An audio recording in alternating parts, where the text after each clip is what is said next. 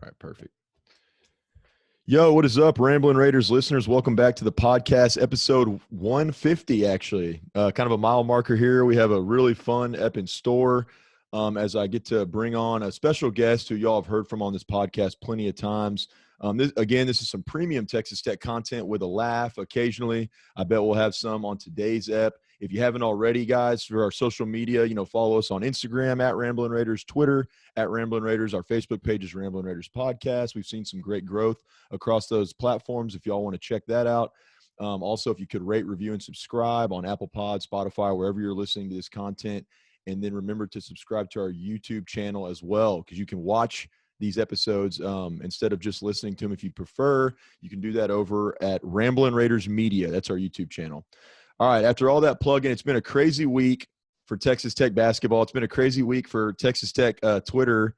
Any of the fans and avid Twitter followers for Texas Tech sports, they've gotten a full dose since last Friday. I'm really excited to bring on a guy who's been on here plenty of times. He's an insider. He's got the scoop on all things, the pulse on all things that are Texas Tech basketball, and even more so with Texas Tech University. So with that, I call him, as tradition goes, with the middle names, Austin, the Ramblin' Raiders insider, since he's really the only one that'll throw me a Nick a bone every now and then, Massey.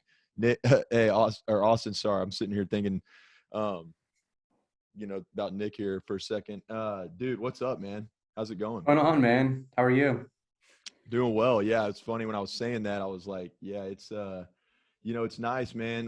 Whenever stuff's going on and we can reach out to you. I'm glad that we formed this relationship, man. You've been on our podcast a couple times. I know Nick and I are both. That's what I was thinking back on Nick. We're both thankful for that, and just glad to have you on here again, man. It's been a minute, but we've we're always here to talk about basketball, hype up the team, and really try to dissect all the craziness that's going on and that has been going on here for Texas Tech basketball these last couple of days, man. Yeah, I mean, it's been crazy. It's been a whirlwind. I mean, the Harmon, you had Harmon commit Thursday, then you had AMAC commit Friday, and then I think Kevin McCullar hit the portal Friday afternoon.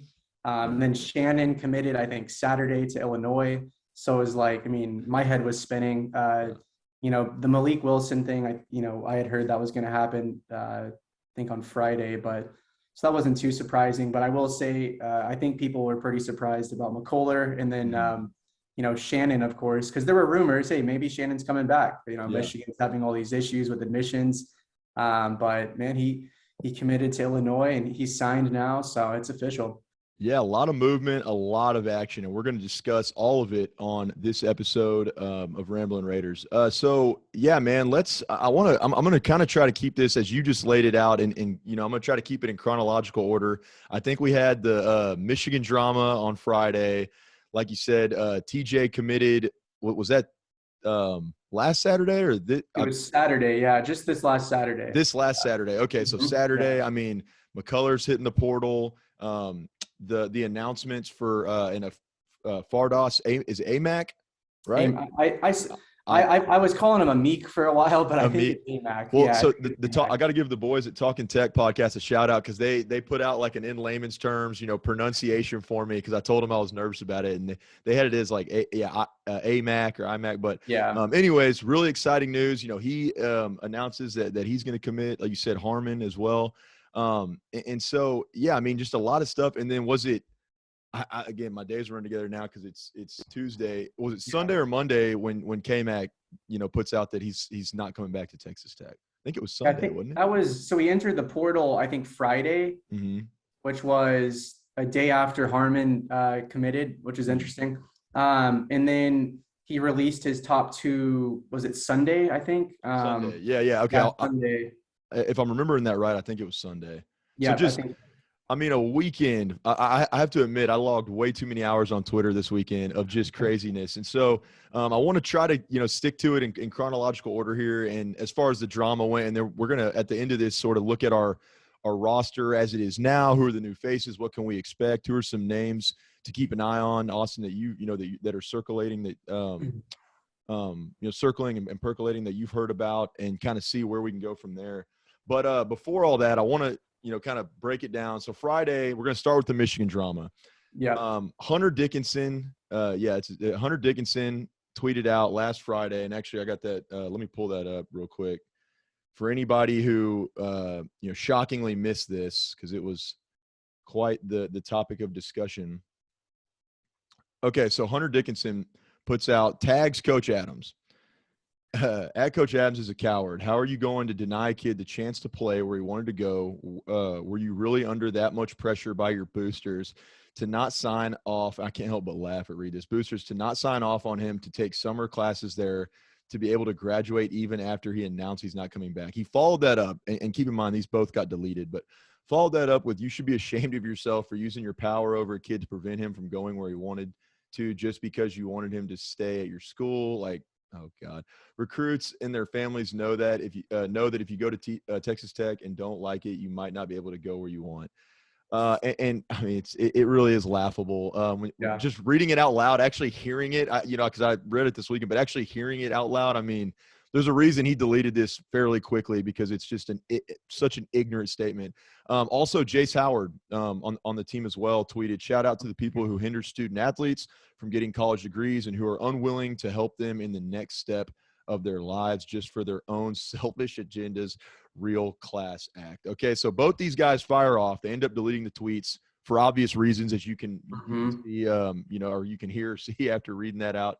And let's keep in mind that, TJ commits to Illinois. And I think most crystal balls, most predictors that I saw, at least right when his name hit the portal, a lot of people had him going there from the jump, straight from the beginning. So it didn't seem, even Red Raider Nation, not a ton of people were overly surprised or completely like dumbfounded and shocked at the fact that TJ had chosen to join the Fighting Illini. Anyways, Austin has connections, and I want to get your take on this because, I was giving Michigan Twitter the business all weekend in defense of Mark Adams. I'm going to stand up for our coach, insert the Terrell Owens meme of like, that's my coach. That's my quarterback. Like, I'm going to stand up for him. And it seems to me like it's not even a hard fight to fight because it's such an obvious misrepresentation of the situation. So if you follow us on Twitter, you know where I stand. But Austin, with the connections that you have, the pulse that you have and on Texas Tech athletics and the contacts that you have within the program, man, what have you been hearing regarding the situation? Yeah, so I'll kind of start with the timeline. Like you said, I think whenever Terrence kind of announced that he was going to enter the portal, Illinois made a lot of sense for obvious reasons. He was previously committed there. He's from that area. He's got a lot of connections to that school, and he's got family in that area. And I mean, he's just got a familiarity with that region, right? Yeah. So it made a lot of sense that Illinois could be a landing spot, and they did have a need for his, for a wing, for a slasher like him, and a guy with experience. He's got 3 years of Big 12 experience. He's got tournament experience, and he's a great player. So it made a lot of sense. But I will say about a couple weeks into his recruitment, there were a lot of rumors about Michigan. To the point where I heard, he wanted to be at Michigan. He was ready to commit. But the issue is with Michigan's curriculum, he was going to be actually set back a full year academically. So if he was going to transfer to Michigan, he was going to have to make up a year, actually maybe even 2 years of classes, because I was told that he was going to have to graduate and be a grad transfer in order to transfer to Michigan. So, which I've also heard he potentially has to do that at Illinois. I don't know if that's true or not, but regardless, Michigan, his degree plan, for whatever reason, the credits weren't going to transfer appropriately to Michigan. So that's where the foundation of the issue started, right? Yeah. And then you kind of get into it, and I'll just go ahead and address the tweet itself. I mean, I was pretty quick to come out. I tweeted something, I quote tweeted Hunter. I deleted it because he deleted his tweet and there was no context anymore. But basically the root of what he said was definitely inaccurate.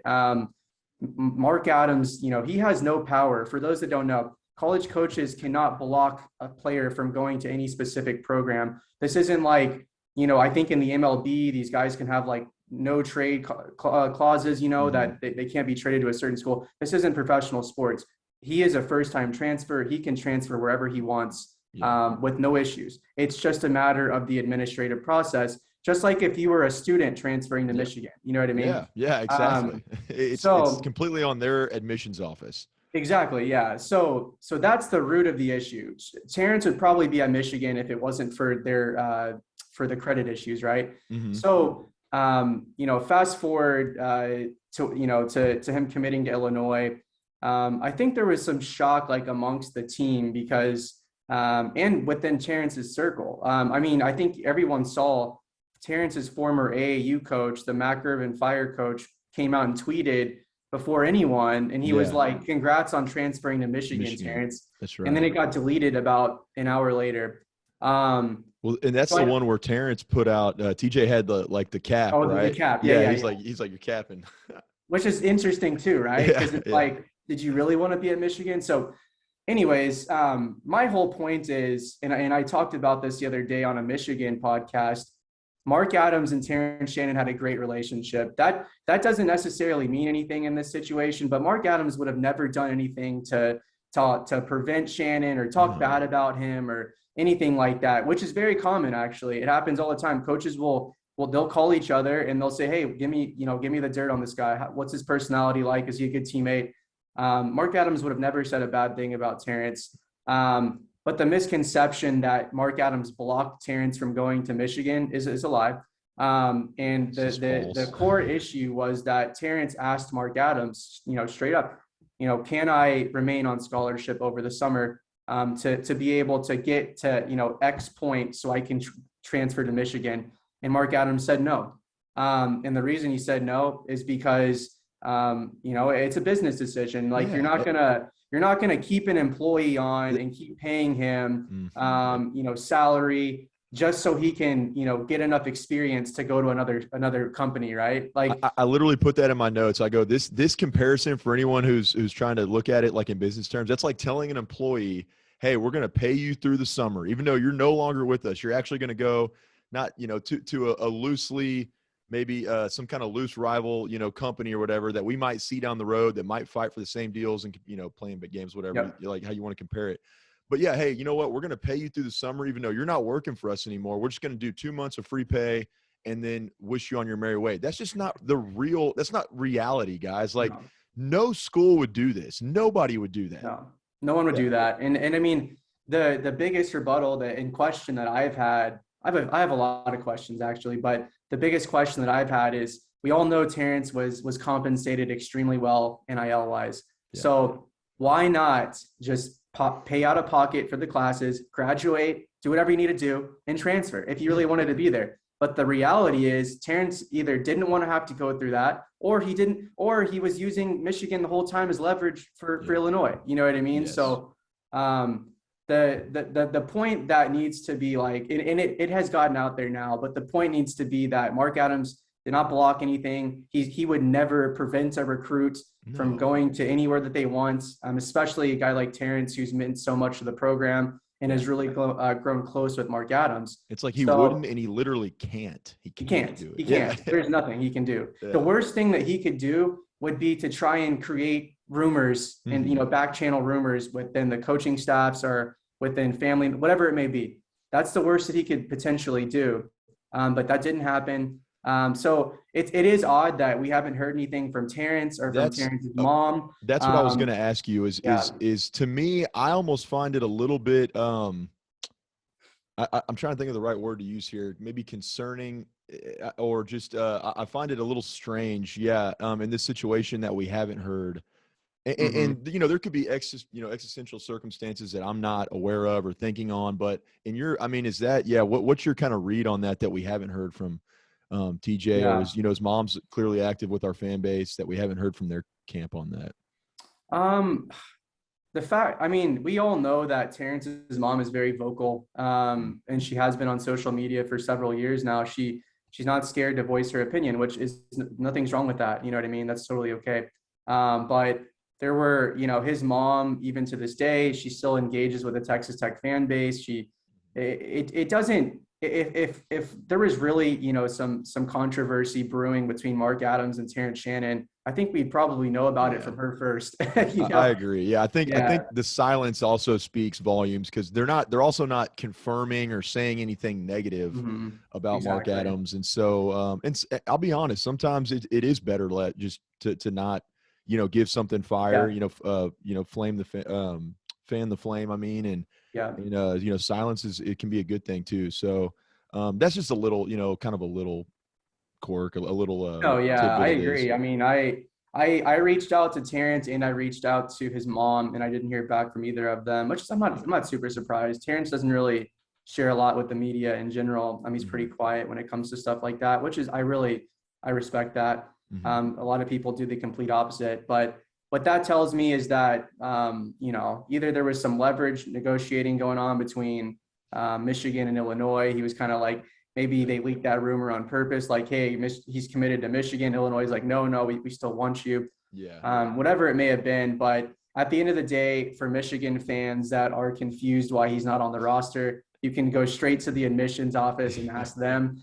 And also don't blame Mark Adams because you know, you selfishly want him to keep him on scholarship for your team's sake. Yeah. Michigan could have, sure, Michigan can't legally pay for Terrence's you know, classes, The credits, but but I believe private companies can do NIL deals with him at any point. And if they really wanted to, they could have cut him a check for however much it would have been. He could and have paid for those classes, and and he would let's have be been good to go. honest. I mean, I used to take summer school classes at Tech all the time. They're Yep. not.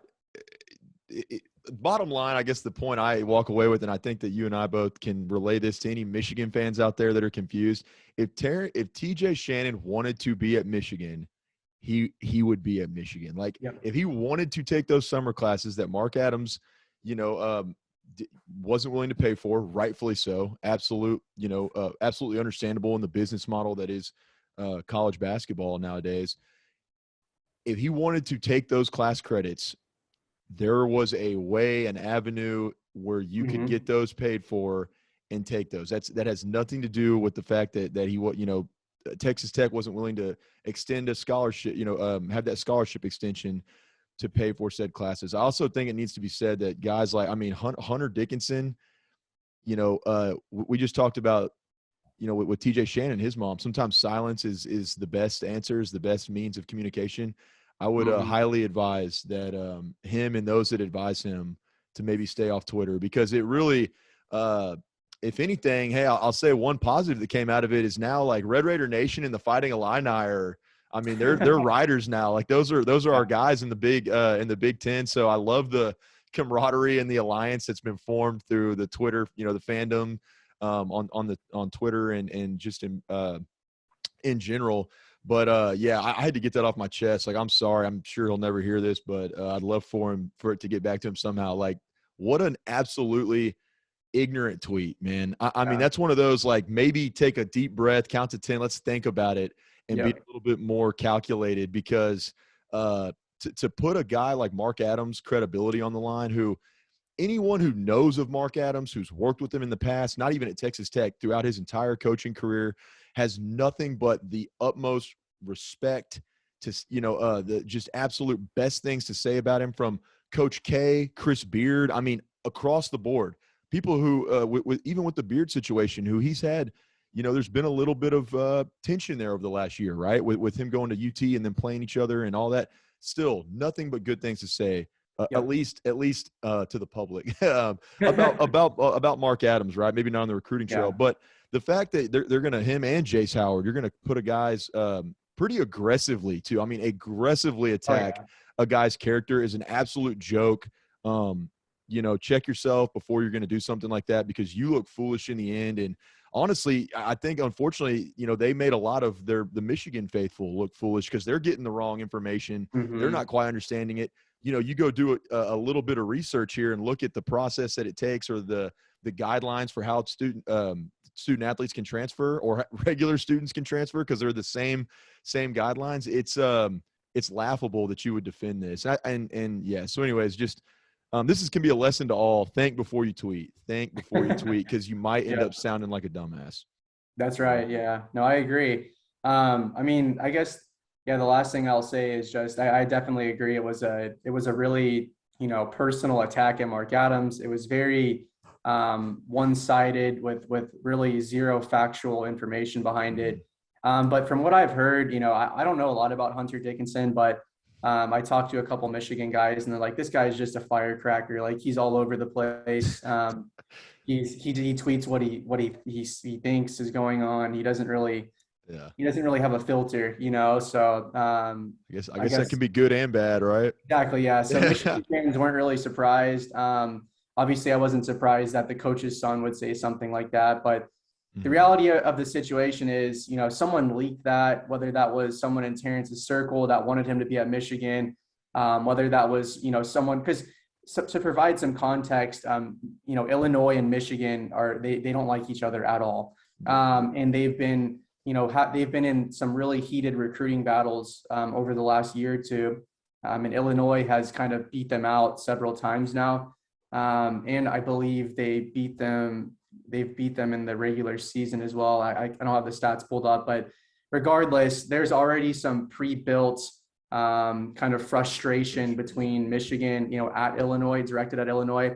So the fact that Michigan felt so good that they were going to land Terrence, and then he goes to that school specifically, there was going to be a lot of searching for an excuse basically. Who's going to be the scapegoat? And Mark Adams exacerbated, by their exactly. So Mark Adams ended up having that they pinpointed him. But I would love to know how that got leaked. And if I had to put money on it, I would probably say it came from someone on the Michigan side that's kind of looking for a reason to explain to the fans why they didn't land one of the better transfers in the portal. So it's interesting. Well, and I think it's last kind of note on this. With that scholarship spot too, right? I mean, we wanted to free up that spot for guys during portal season, if you will, like. Portal season, people are transferring left and right. There's a lot of fluidity to movement with players. I mean, having a scholarship, opening and a roster spot open is, I would say, priority one and pretty valuable whenever a guy's going to leave the program. So that's not I wouldn't say that's any ill will on Mark Adams towards TJ Shannon by any means. That's just purely you're trying to look out for your program, right? Like you're trying to look out for Texas Tech, and he's not doing it in a malicious way at all. So. I really actually the fallout from it I kind of enjoyed. I'm not going to lie, because Texas Tech was obviously on the right end of this argument. Like there was no question, speculation about it. We were in the right and Michigan was in the wrong. So it was kind of fun getting to have that banter back and forth. And like I said, I mean we're riding with the with the Fighting Illini now because of this situation. It might have not been pre-planned or something that we had sought out, but here it is, man. It's just the way it goes now. And so like. Next season, anytime Michigan and Illinois lace it up, you know who I'm going for. That's right. Yeah. No, it's fun. I had a lot of fun with it. I definitely didn't appreciate the whole, because as someone who covers Texas Tech, I've gotten to know Mark Adams, and he's a really good guy. And when I came on today, I didn't want to talk from emotion. I just wanted to talk based on the facts. But from my emotional, personal standpoint, Mark Adams is a really good guy. Yeah. He's one of the most genuine coaches in all of college basketball, probably in all of basketball in general. I mean, the guy's been coaching for a long time. And when you've been coaching that long, anything that you've done in the past is going to come to the surface no matter what. And I haven't ever heard one bad thing about Mark Adams. I've never. So that's just, the history backs him up. I mean, recruits, parents, they all love him. He's never had any kind of issue with anyone leaving, even this year. I mean, Kevin McCullar and Terrence Shannon leaving, he was very honest and open with them. He let Terrence hang around the practice facility, kind of slowly make his mind up, but still letting him know, hey, you're still always welcome here. So, I mean, he's a great guy, but the facts just, everything that Hunter said and that, Howard said, are just all completely wrong.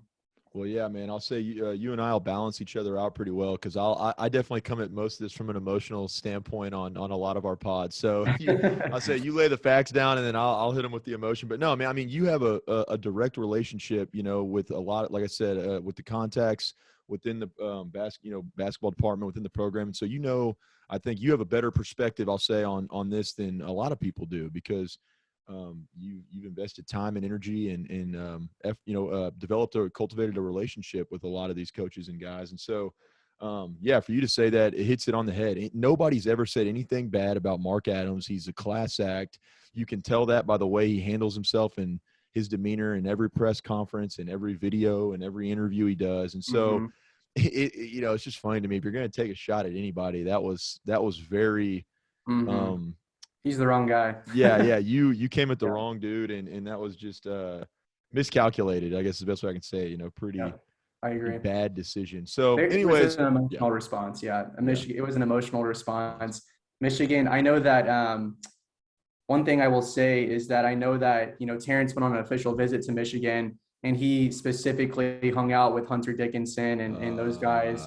So, I mean, I'm sure they're personally a little bit upset because they're, they don't want to lose recruiting battles either. So, I mean, somehow word got to him and, they don't know enough about the process. They don't know that coaches can't block you from going places. They're just firing from the hip.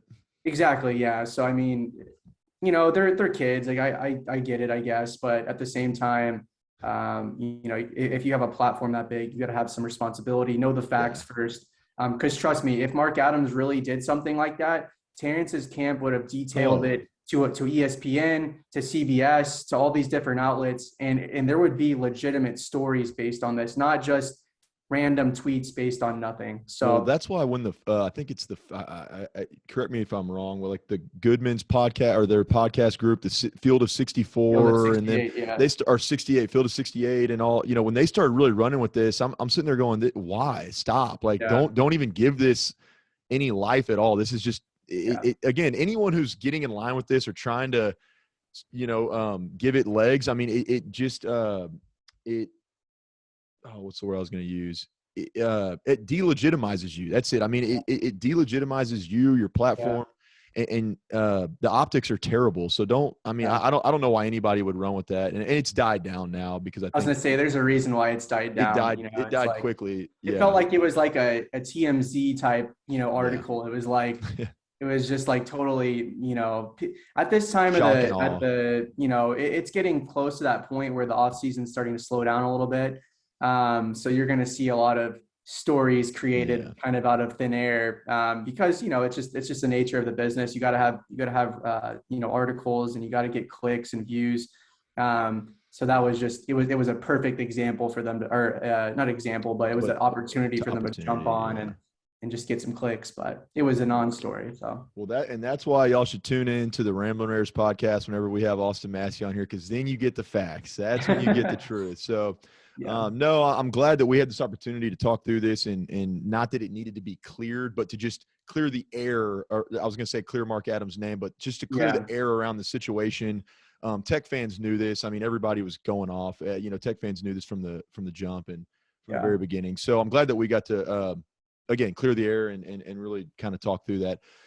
Next in the and I'm kind of hitting I'm focusing on the big hitters, I should say, but chronologically we deal with that. Boom, we go.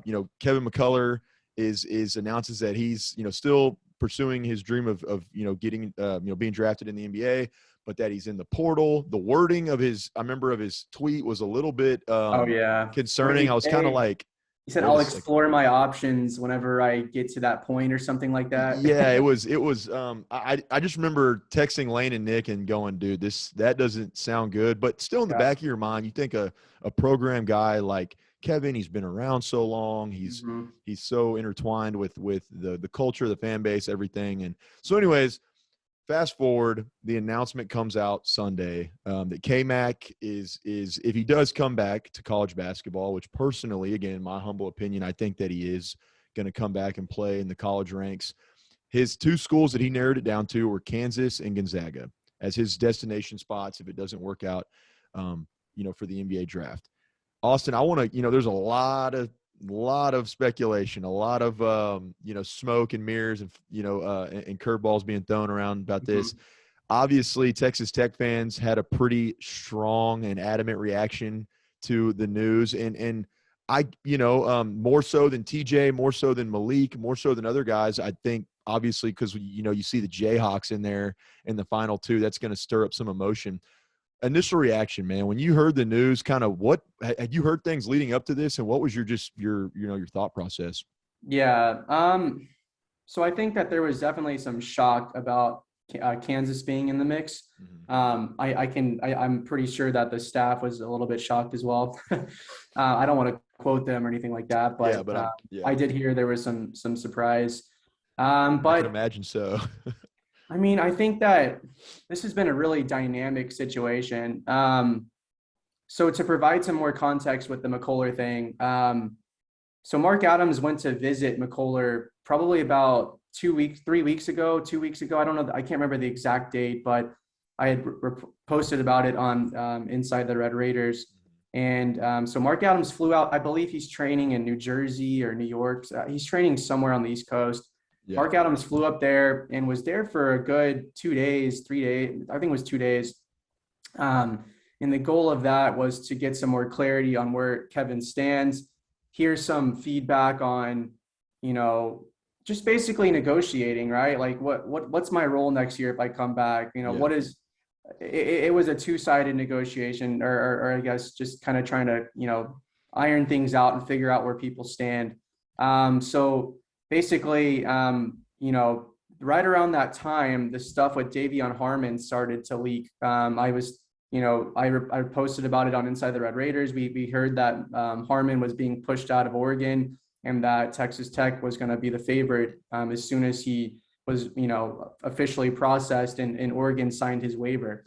All that's been done now, but the first thing that Mark Adams did, because he respects McCullar so much, is he wanted to talk to him about it because he knows Kev wants to be a point guard and he knows Harmon's a point guard. So that was another big talking point for Adams when he went to visit McCullar was, hey, what do you think about Harmon? Do you, can you see yourself coexisting with him? Can you guys play together? Because I was told that they were friends in high school and stuff like that. And Harmon and McCullar. Yeah, I was told that they had an existing relationship from a couple people in the grassroots scene. But basically, what was very interesting to me is after Adams met with McCullar, Texas Tech seemed to really start slow playing Harmon to the point where I wasn't even sure if they were going to sign him anymore or get, offer him a scholarship even. So that, I'm only speculating here, but I think it's fair to say that McCullar did not want to come back if Tech signed another lead guard, a starting lead guard, at least like Harmon, because you sign a guy like Davion Harmon, who's played 30 minutes per game for the last 2 years in the Pac-12 and the Big 12.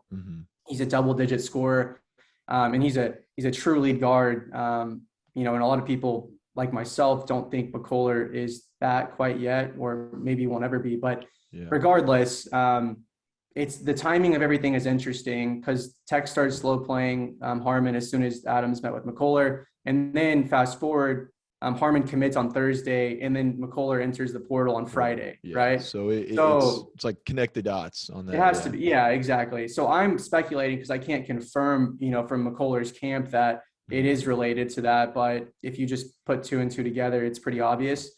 Plus, there have been a lot of rumors that McCullar and his camp have some pretty, high expectations for how he should be utilized next year. He should be the lead guard. He needs more touches. He needs more shots. He needs to be utilized more this way.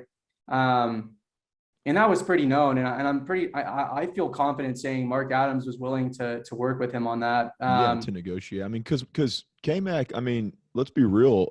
Sorry, not to cut you off there, Austin. I just had a thought pop up. But towards the end of the season, one of the biggest problems with Texas Tech basketball was turnovers, right? We were having the huge issues and a lot of turnovers. I feel like McCullar, when he came in and was kind of getting healthy and even come tournament time, when he was on the floor, and again, I would argue that he's not a true PG yet. He could develop into it. He could continue to work and develop those skills.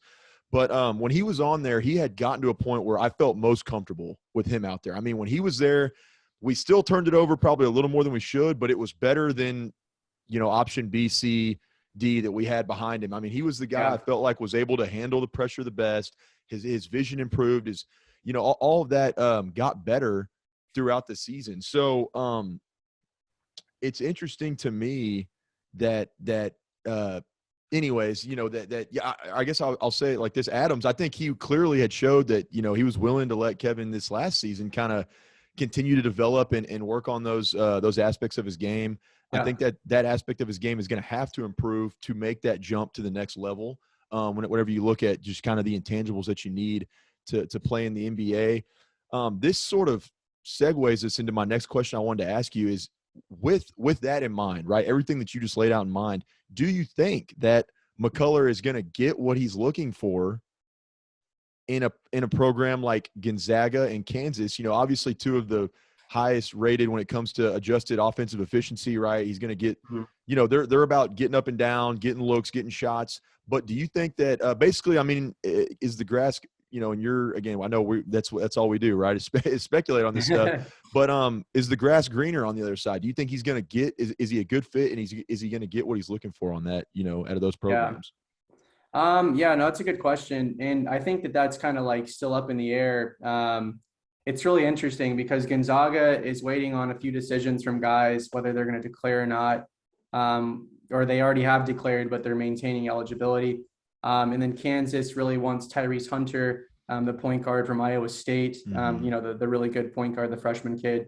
Yeah. So I think that it's interesting because I don't see how McCullar could commit now with so much uncertainty on their roster, because I'm sure Bill Self knows how to recruit. He's going to tell him, hey, you'll be our lead guard. You know what I mean? Oh, yeah, dude. Like, you're good. Going after guys. Like, he's cutthroat. He's not going to stop going after guys.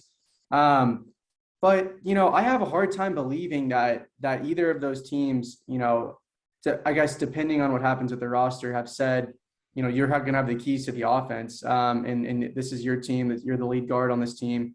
But that said, I mean, maybe they are willing to take a chance on him being that. I don't really know. I just, from my personal opinion, I've said this so many times, I wish he would just, focus on being a 2 or a 3. Because I think that's what he projects to in the NBA. I agree with you. I'll say we've shared that same sentiment, man. I think he just needs to focus on what he does best. But anyway, sorry, go ahead. No, it's just interesting. Yeah, it's very interesting. I mean, I think that there were some fundamental differences with how his family and his camp thought that he was being utilized last year. I think that they didn't think he got enough shots up. So honestly, that's just not Mark Adams' style. I think that at some point, and again, this is just speculation, but I think at some point, the staff had to sit down and had to decide, are we going to sit around and wait for McCullar to potentially come back? Yeah. Or are we going to sign someone who we know wants to be here, who is a proven lead guard in the Big 12, who has performed at a very high level, and who has done it against the best teams in the country. And I think that was a hard decision for them, but they decided, hey, let's move forward with Harmon. If McCullar doesn't want to come back, then that's just going to be some fallout from it. Yeah. And again, that's just my personal opinion. I don't think anyone really knows specifically how that went down and if McCullar was not willing to play on the team with Harmon there. But based on the timing of him announcing his transfer portal and all that, it lines up. And also based on how he wanted to be utilized next year, it lines up with him not wanting to be on a team with another alpha guard like Harmon. Well, and I think to your point too, and this is interesting, with Peary leaving and whoever, because they haven't found a new replacement for him. No right? Replacement yet. Okay, that's what I thought. I just wanted to make sure about that. But I can understand, I guess when push comes to shove and in that situation that you laid out, which I'm I know, again, like you said, no one actually can really know, but I'm with you. I think you connect the dots and it becomes a little bit clearer and somewhat obvious. But I had lost my train of thought earlier, and it came back to me when you said, talking about shooting, keys to the kingdom, you're going to be able to shoot more, do all of that. That's kind of what was coming out of McCullar's camp potentially. And I find that interesting as well, because I think, again, towards the end of the season, when Texas Tech was offensively stagnant, Bryson Williams was going to be your guy that could get it going. Kevin O'Banner was one of those guys. TJ, unfortunately, with his injuries, I think had a hard time kind of finding his space. But besides O'Banner and Bryson, I would argue that a guy who really, took shots that, I'll be quite frank, I didn't always think were consistent or in rhythm, but I thought he got a lot of good looks and in pretty pivotal and critical moments of big games against Duke, throughout the tournament. Even prior to that, the Big 12 tournament, whenever Kev wasn't banged up. But I thought he did get that was something we brought up on the podcast, was that there were times when I said I'd almost wish K-Mac wouldn't shoot it quite as in volume the way he has been. I think he's one of those guys that, gets it out of the flow and kind of when he, it needs to be, again, kind of a more calculated approach and take shots as they come to you in the offense when they're open. You don't want to force things. And it seemed to me like Adams kind of let him, do that. Let him take shots. I mean, there was times where he was shooting a lot of threes that weren't going down, pull up mid-range. And so this whole thing's interesting to me. And it's kind of got me thinking that maybe, and again, we don't know for sure, but maybe when you look at a team like Gonzaga and Kansas, whose MO is to get up and, I mean, they shoot in stride, right? They get up and down. They take a lot of shots. They want to run you out of the gym. And again, they're offensive adjusted, adjusted offensive efficiency, percentages and numbers. They're high up on that list. So maybe to kind of look at it from Kevin's side of things, if, you start putting yourself in that mind, in that headspace, in a Mark Adams coach team that prioritizes defense, that really is going to lock down and look at getting the best shots, kind of maybe at times, not always, but a slower tempo at times, getting it out of the offense.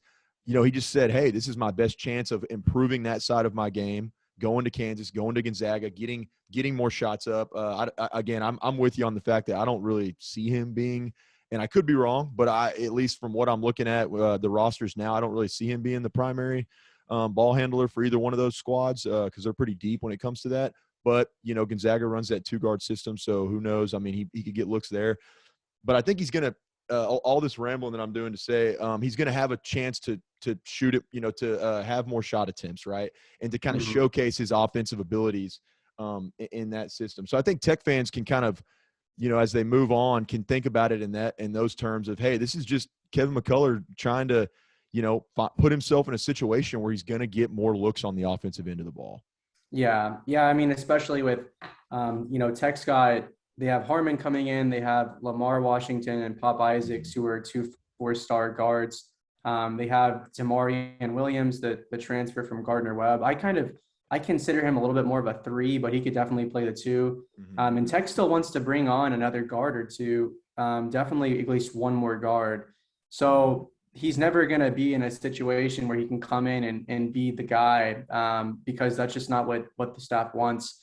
But honestly, one thing to keep in mind also is, and I wasn't really planning on talking about this. I know it wasn't on the agenda, but the whole Barrett Peary thing, a lot of that revolved around disagreements with kind of where to take the offense next season. I think that the staff, I think Mark Adams specifically didn't necessarily agree with a lot of the ways that the offense was run last year. And I think that, it wasn't just based on that at all. There were some other things, there were just some general disagreements. I know Mark Adams and Peary were very close, and they have been for a while.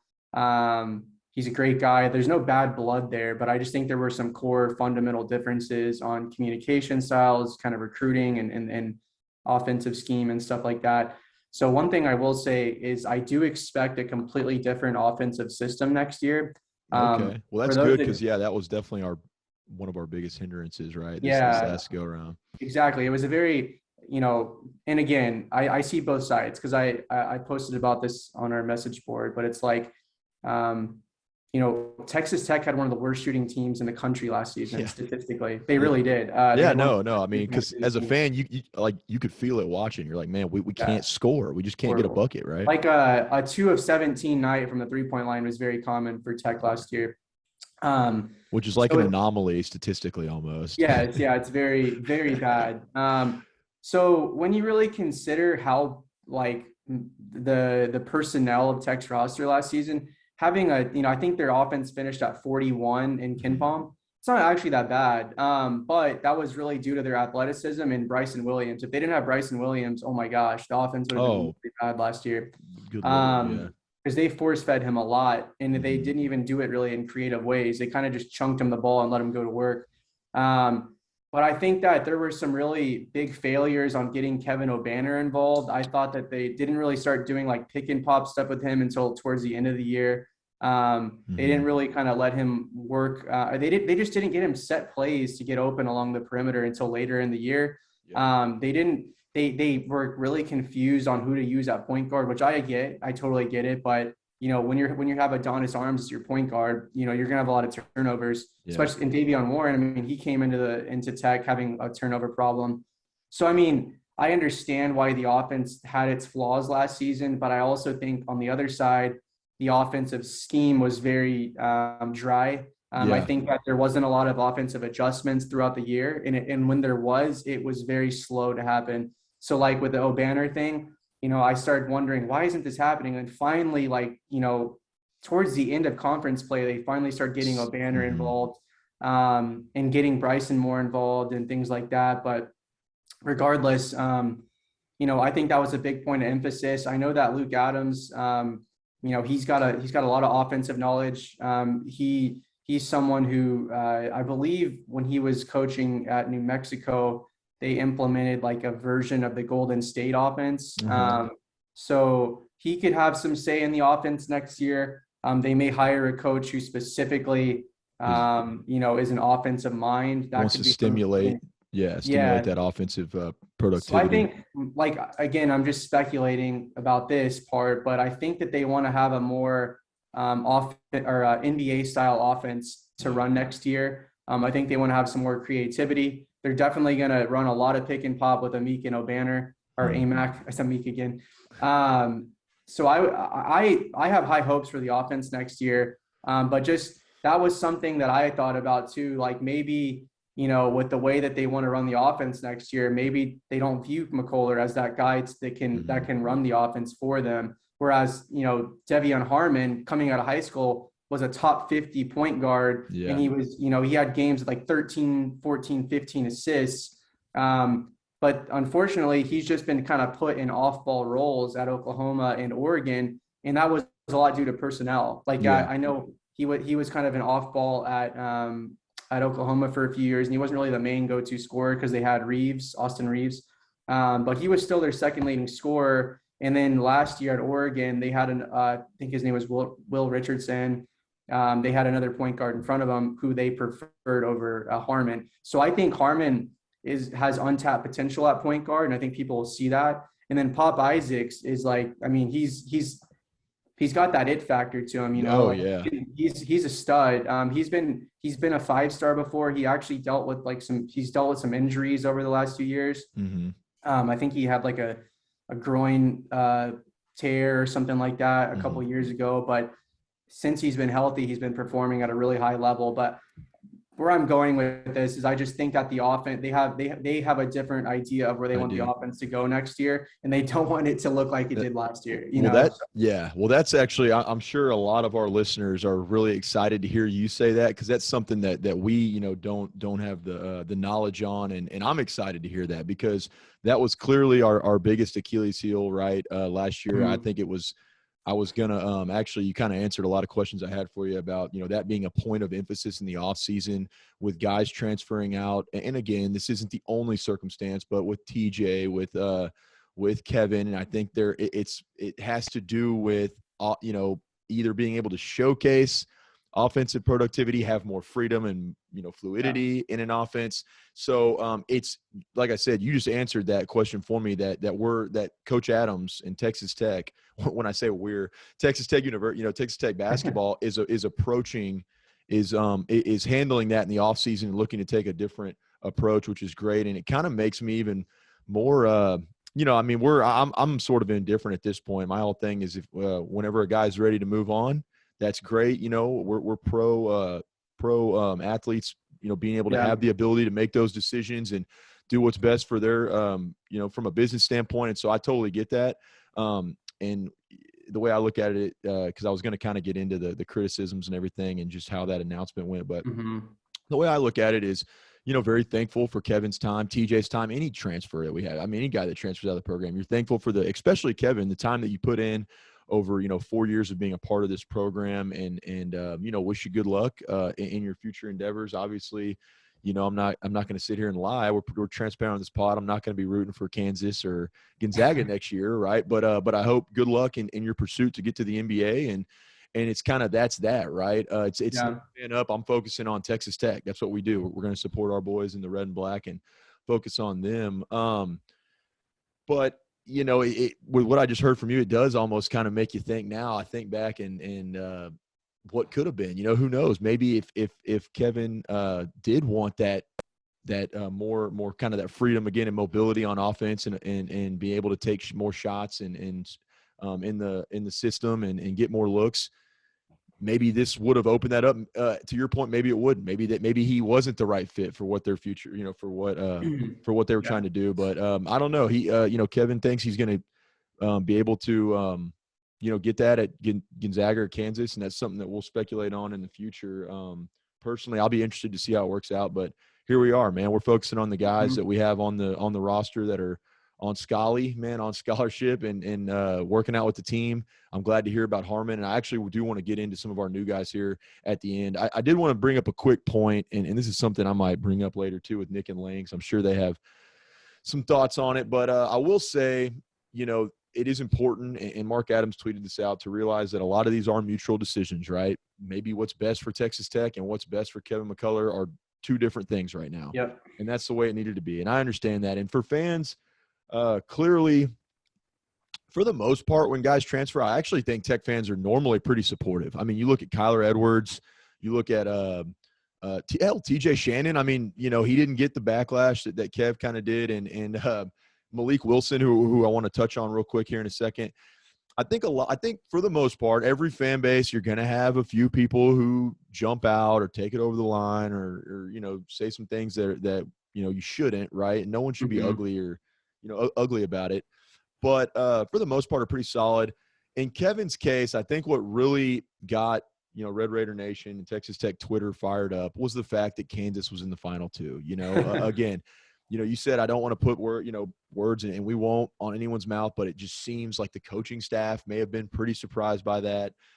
Texas Tech fans are going to be, I think, rightfully so, are going to be pretty shocked and disappointed by that. Now, again, we don't, on Ramblin' Raiders, we've always said we support players doing what's best for them. But at the same time, for fans, if he goes to Kansas, I totally understand being like, yeah, I mean, I'm disappointed in that. I'm not going to support the Jayhawks next year. Again, you don't have to be ugly about it. But like, what do you expect? I mean, that's kind of, anyways, bottom line was when the announcement came and then there was some pushback, one thing that did upset me, and this might just be me, and that's fine, but I want to air this out. And that's that I thought the follow-up tweet by Kevin McCullar was kind of a little bit in bad taste. I think that it gaslit the situation, and it really in a somewhat kind of, I don't want to say subliminal way, because it was in a subtle way. It took a shot at Red Raider Nation, the fan base. The decisions are mutual thing. I won't say it took a shot at the Texas Tech coaching staff, but it definitely is not a clean separation. I'll just say that it puts a little bit of a dark mark on that breakup, if you will, that movement. And so, to me, I just felt like it's one of these situations where in an ideal world, Twitter wouldn't exist. In an ideal world, if you're going to go to Kansas and Tech fans are going to, oh, man, we support you and everything you do. If you kick our ass next year, so be it, man. You put a lot of time and effort into like that. Let's be real. At the end of the day, that's not reality. That's like no. And so my whole thing was, when you put out the initial tweet, what did you think was going to happen? You saw how Tech fans reacted to Beard going to Texas. You saw, I mean, you know how passionate and how loyal and faithful Texas Tech fans are. There was going to be some adverse reaction there, like naturally. I mean, it's kind of what did you think was going to happen? And so the follow-up tweet, again, this is just my opinion, I thought was a little bit in bad taste. It kind of took a shot at Texas Tech, the fan base. And I don't want to say took a shot, but it sort of alluded a little bit maybe to the Texas Tech coaching staff as well. And so at the end of the day, it's a tough situation. Tech fans, I encourage you to move on, forget about it. It's not the end of the world. Definitely don't be ugly about it. We would never support or promote people that are taking it too far and crossing that line of, like, conduct yourself in a professional and in a cordial manner. But I will sit here and say that I do understand disappointment. Good luck to Kevin and his pursuit for the NBA. I'm on the side of Tech fans who may be a little disappointed. Just don't be ugly about it. And that's just my thought on that. I thought that tweet was just a kind of a abrasive move on K-Mac's part and left a little bit of a bad taste in my mouth. But that's just me. Also, I don't know if if you want to speculate on it at all. You don't have to. No, I mean, I agree. I think it was interesting. I think that the follow-up tweet was really interesting. I mean, a lot of people pointed out, like, it was a lot about me, like I love me, I love, yada, yada, yada. Yeah. I don't think he ever said, like, thank you, Coach Adams. Yeah. I appreciate everything you've done for me over the last few years. You've helped me do this, that, whatever it may be. I mean, Texas Tech, like, make no mistake, they wanted McCullar back. You know what I mean? Like, oh yeah, they would have preferred McCullar probably over anyone. But the thing was, clearly after Adams met with McCullar, back a couple weeks ago, he didn't, there clearly wasn't a lot of resolve there. I think Adams probably left with more confusion than he went in with, which is not good. I think Kev's got a lot of people in his, in his circle with varying opinions, much like with Terrence. I mean, we all knew, Terrence, his circle is, they're pulling him in a lot of different ways, which is just and active. That's become the norm for a lot of recruits, right? Like, they're not the only two that deal with that. There's a lot of things going on with most of these kids nowadays. And it's no different with McCullar. I mean, McCullar's got agents now and stuff, and agents have their own agenda. They have their own connections to different staffs. Yeah. That's just the nature of the game. You know what I mean? I mean, yeah, there's a reason why Tech landed AMAC in Harmon. You know what I mean? Because a lot of those connections were there. Yeah. So it's just part of sports, especially nowadays with NIL and the transfer rules. But I did think that his, I do think that maybe he'll regret how he handled that, especially with his parents being Texas Tech, alumni, and his dad, I think he played football at Texas Tech. And so anyways, Bridge was definitely somewhat burned a little bit on that. Yeah. that last tweet. Yeah, of course. And then, like, to your point, I mean, how can you expect Texas Tech fans to not get upset, when you list Kansas in your top two? If they didn't get upset, I would think that you should be even more concerned by that. Like, good riddance, man. But, like, of course, they're sad, man. Like, like you were a great player at Texas Tech. Of course, they're going to be upset that you're leaving. Like, that's natural, right? I mean, it's interesting. Like, I have my own personal thoughts about it, but the fact of the matter is, I think Texas Tech is in better shape at their point guard spot than they have been in a couple years. I really am high on Harmon. I'm also high on Tech's freshman, and I think they're still going to add another guard or two. But, to wrap up the McCullar thing, I actually have heard that Kansas has a really good shot to land him over Gonzaga. Don't be surprised if he ends up at Kansas. That's what I was told.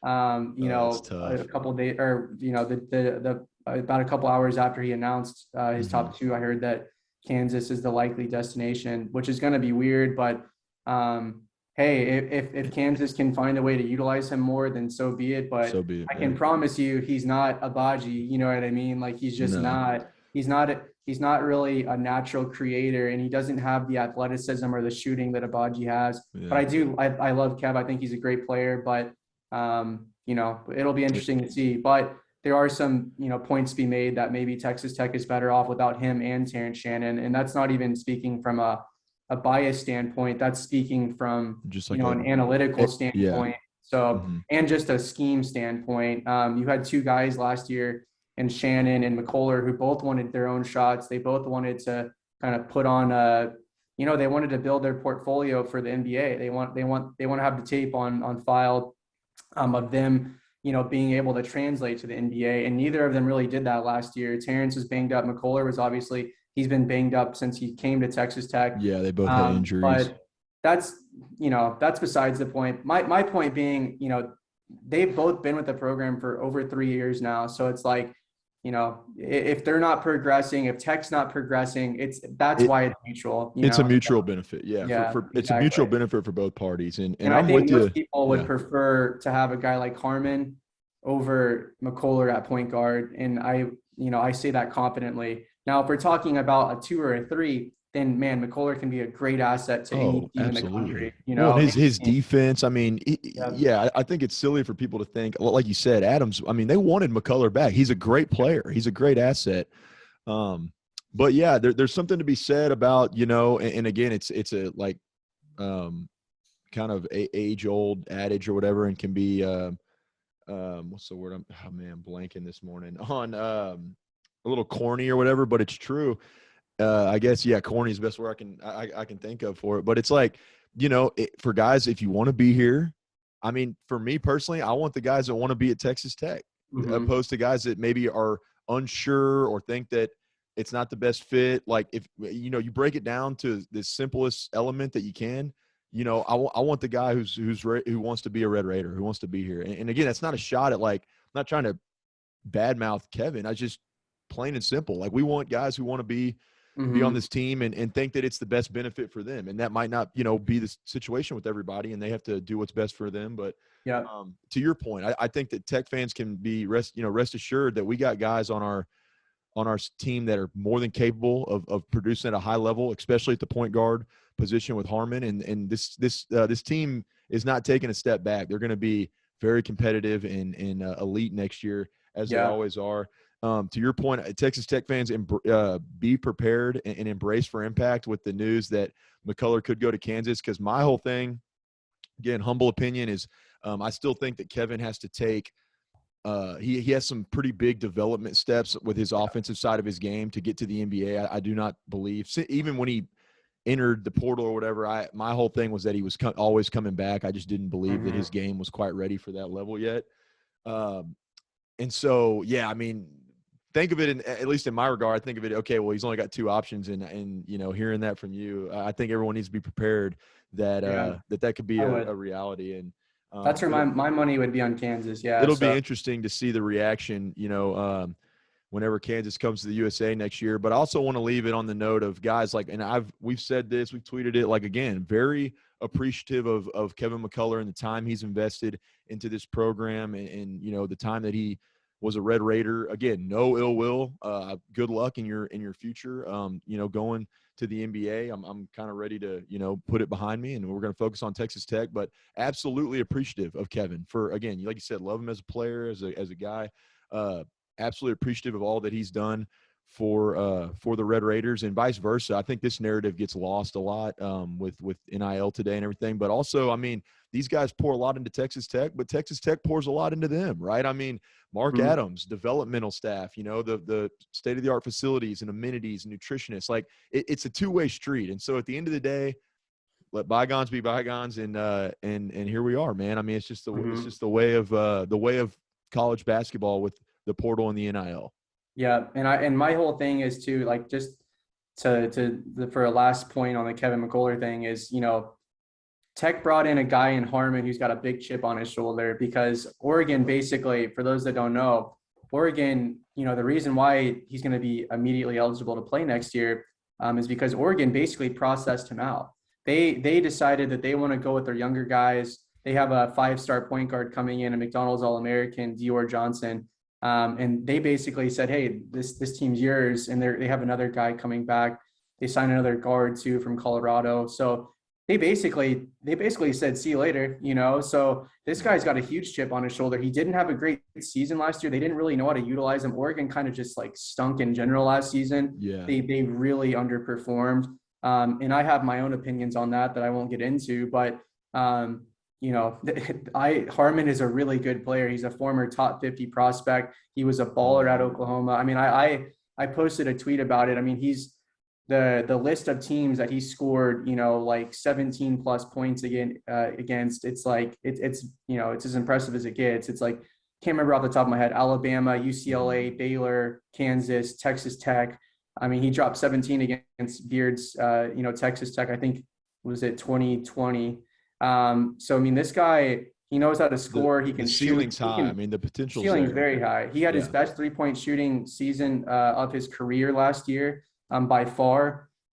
He's a one thing I will say too is that I'm kind of transitioning, I guess, but it's clear that Mark Adams has recruited a different type of player this year because almost everyone that's coming in can shoot the ball. I mean, you look at Demarian Williams. I'll start with him because he was one of the best shooters in the country last season.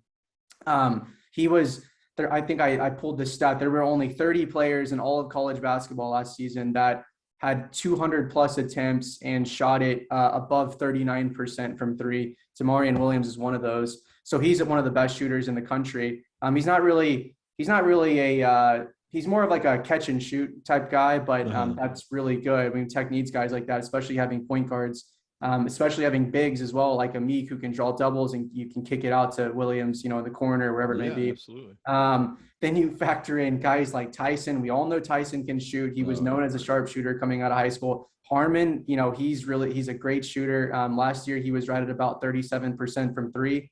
And then you got O'Banner coming back. No, this you team got AMAC. And then you got Pop, who I have watched Pop, multiple times in person, and this kid can get hot from outside. I mean, he can knock down NBA range 3-pointers with ease.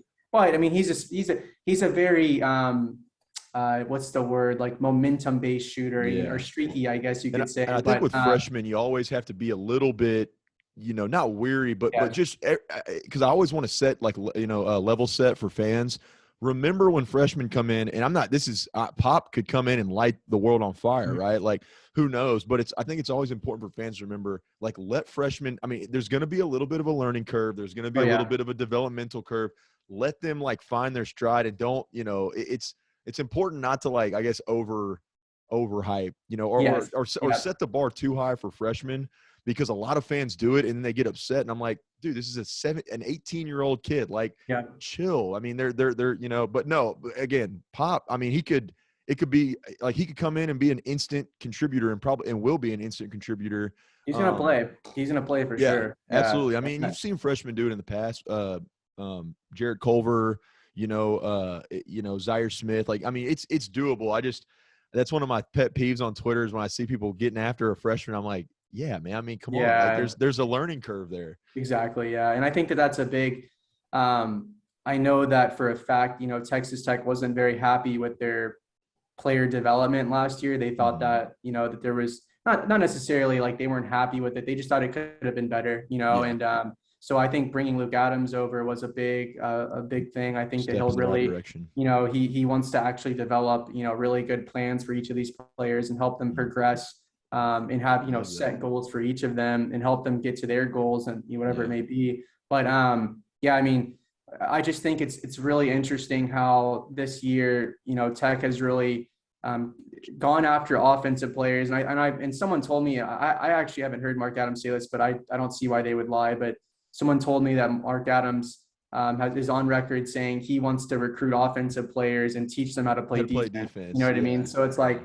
I think that that's the right thing to do, because I agree. It was like last year, the roster was just you had so many guys who were like slashers and that were athletic and long. And that really contributed to Texas Tech having such a crazy defense. But if you were to ask the staff, would you rather have a top 10 defense and a top 25 offense? They would say yes. Yeah. You have to, the teams that go far, right? You got to have a little bit of somewhat of a balance, right? You could be the number one on offense and the number one on defense, but eventually defense, I think, will get you farther, which I do like about Adams and his schemes. But I mean, he can teach.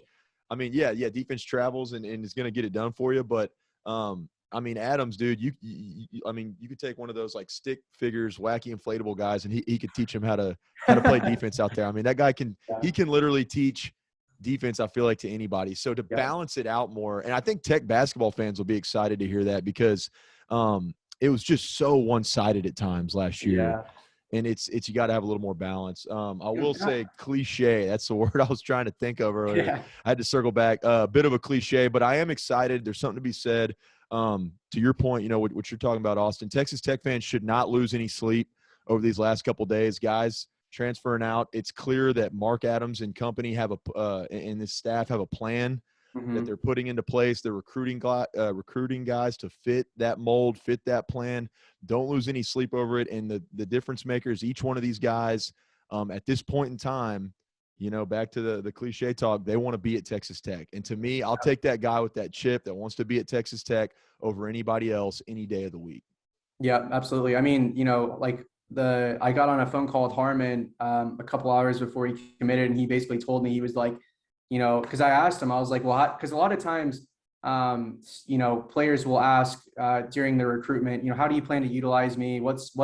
How many minutes will I get? What position will I be playing? Whatever it may be, they're going to ask all these things. And one really cool thing about the Tech staff, and I've heard this on multiple occasions, I heard this with Jalen Tyson and I heard this with Harmon, but they don't really give them the whole PowerPoint presentation with data points and all this different junk that all the other schools do. They just tell them, we want you here. Like, we're gonna find a way to utilize you, whether that's at the 1 or 2, whatever it may be. But they want guys that just want to be there and that want to help them win. You know what I mean? The first thing Harmon told me was, I don't really know how they're going to utilize me, but whatever they ask me, I'm going to do. I just want to win a national championship.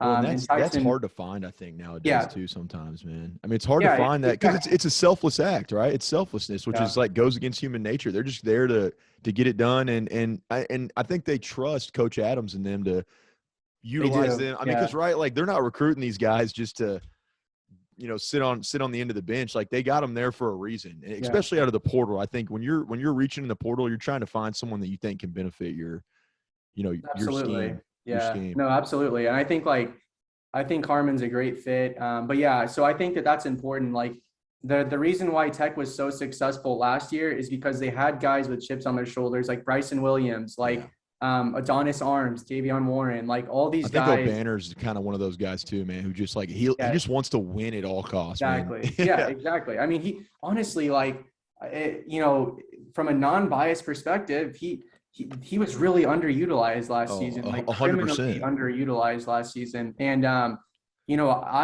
was told that whenever O'Banner signed with Tech, he told them straight up this was going to be a 1-year thing. You know what I mean? Like, I want to be here for 1 year and I want to go pro. So it says a lot that he was able to come back. Obviously, NIL helped with that. He's able to kind of. Well, and he's probably hearing, though, to your point, like NIL, and then, hey, next year, like, it's going to be different, Yeah, it's like we're going to have an actual point guard similarly to what he had at Oral Roberts, where he was running a lot of pick and pop. But I do think that there was some promise in how he was starting to be utilized, especially along the perimeter. I really do think that he's going to take a big jump this year. I think like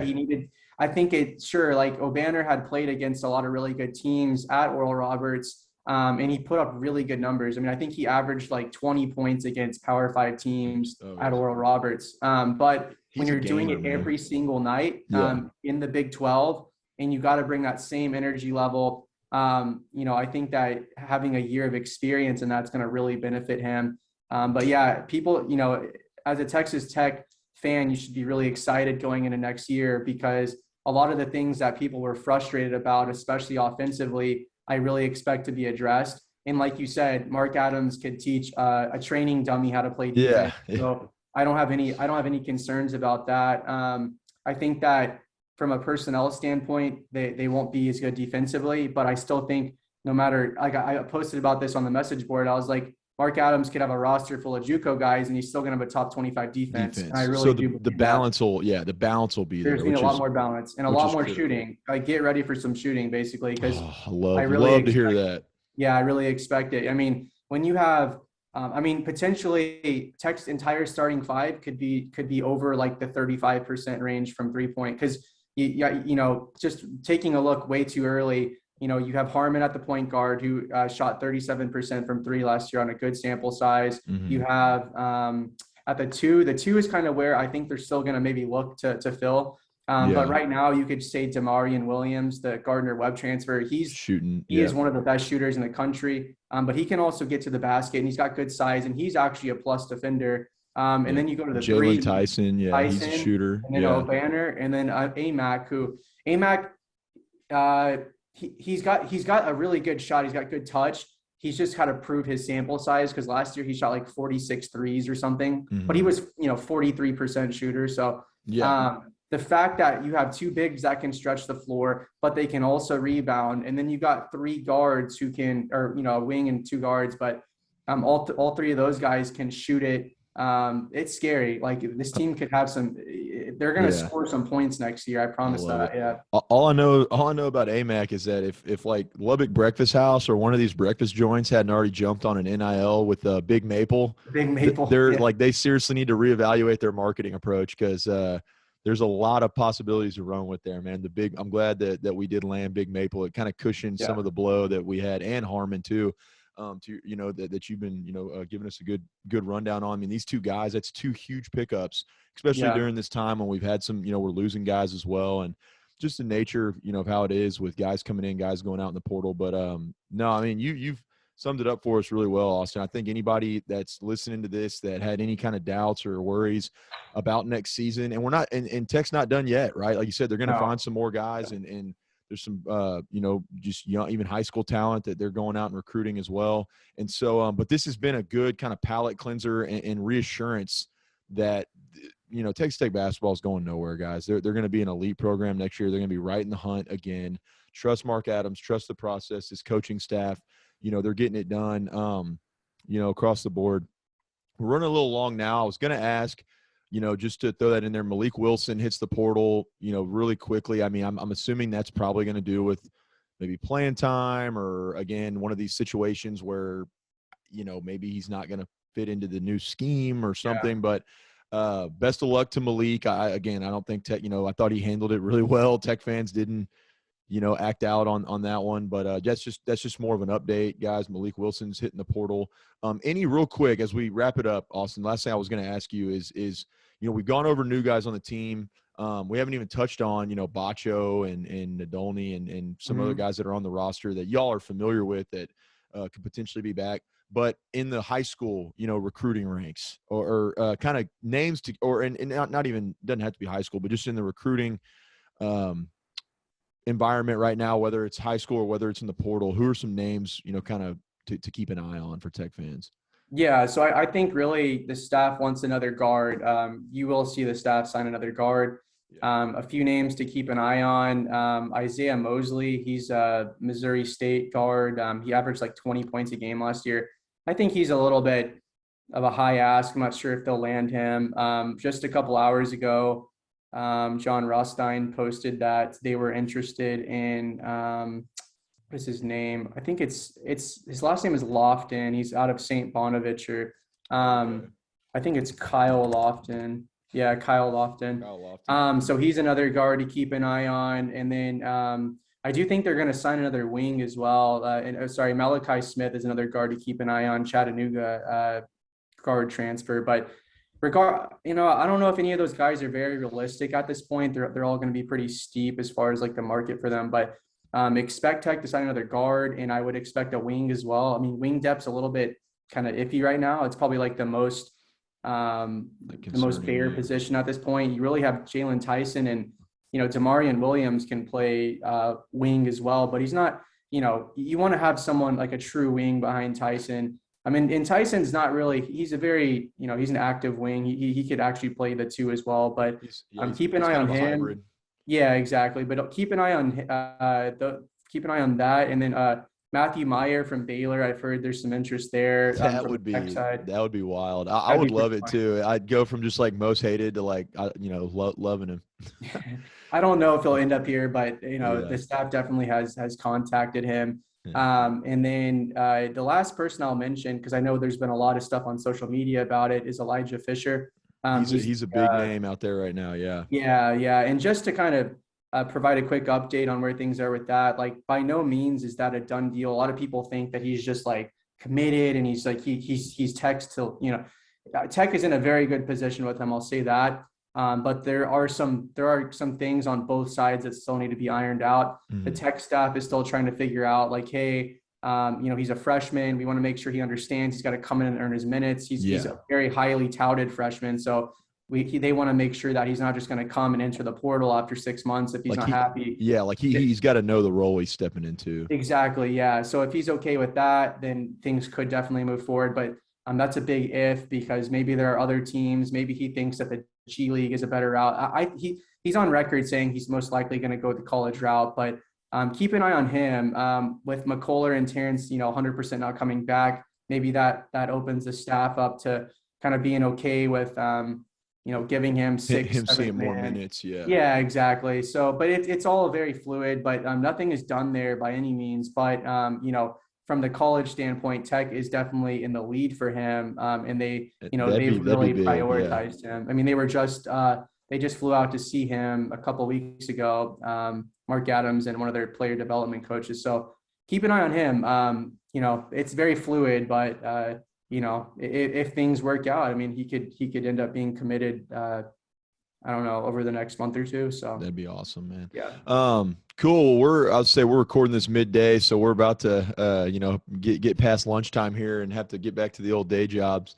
But this has been great. I'm really excited that we had you on here. Ramblin' Raiders got to, do another interview with you, Austin.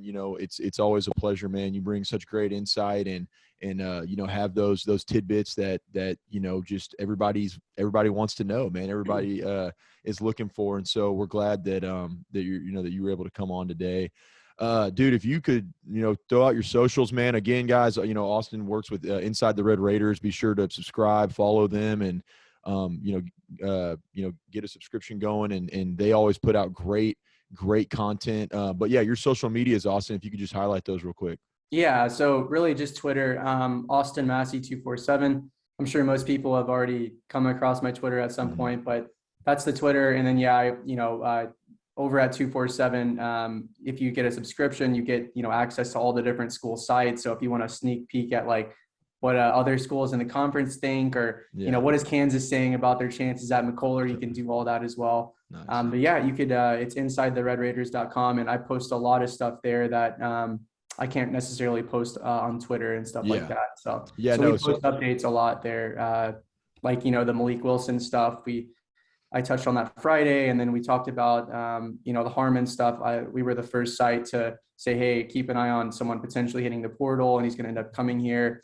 And then with AMAC too, we had some good insight with that. That's awesome. So again, guys, that's two must follows. We enjoy following, have for a long time, Austin on Twitter, but also Inside the Red Raiders as well, man. Guys, with that, it's been a great ep. Any final words here, Austin, as we depart? I know for me, it's just keep your head held high, man. Good days are ahead. This program's in a good, position, and the ship is still full steam ahead. Yeah, no, I'll just say, the staff's got a great plan in place. Be patient, but yeah, definitely expect another 1 to 2 signings. Definitely a guard and probably a wing. So keep an eye on that. Awesome. All right, guys. Well, thanks for joining us. We'll see y'all next time. Wreck 'em.